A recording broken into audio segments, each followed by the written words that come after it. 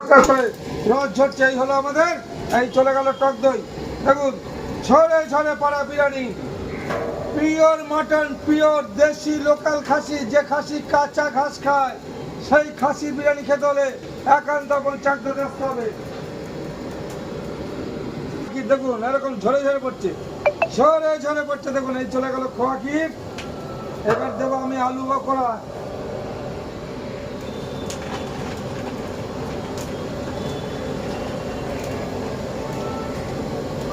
চলে গেল আলু বকরা। দেখুন এরকম ঝরছে ঝরছে ঝরছে। এবার আলু বকরা চলে গেল।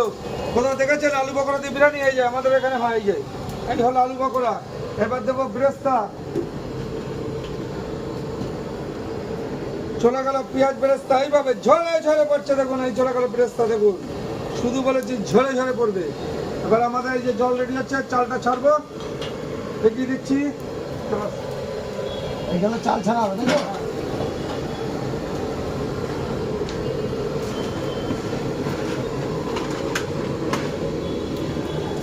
এই হলো